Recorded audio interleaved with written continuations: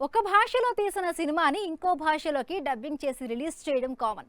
గడిచిన 2 నెలల్లో అనేక డబ్బింగ్ సినిమాలు తెలుగులో వచ్చాయి. బాక్స్ ఆఫీస్ ఫలితాలు గమనిస్తే స్ట్రైట్ సినిమాల కంటే డబ్బింగ్ సినిమాలే ఎక్కువ వసూళ్లను రాబట్టాయి.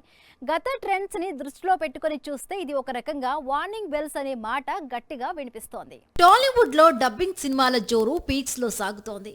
స్ట్రైట్ సినిమాల కంటే వాటికే ఎక్కువ డిమాండ్ కనిపిస్తోంది. దీనికి బెస్ట్ ఎగ్జాంపుల్ జనవరిలో రిలీజ్ అయిన మార్కో. పెట్టిన పెట్టుబడికి రెండింతల లాభాలను అందించింది. ఫిబ్రవరిలో విడుదలైన the return of the dragon మూడింతల ప్రాఫిట్ ని తెచ్చిపెట్టింది. రీసెంట్ గా వచ్చిన చావా తెలుగులోనూ సత్తా చాటుతోంది.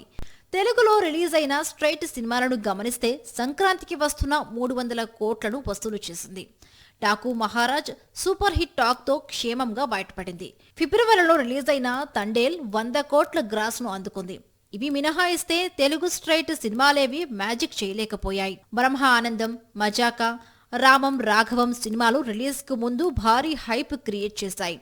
కానీ బాక్స్ ఆఫీస్ వద్ద సత్తా చాటలేకపోయాయి.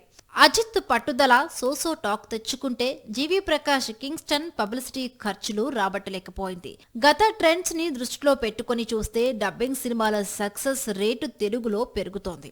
ఒక రకంగా ఇది వార్నింగ్ బెల్. మంచి కంటెంట్ ఇవ్వకపోతే ఇదే సెంటిమెంట్ రిపీట్ అయ్యే ఛాన్స్ ఉంది.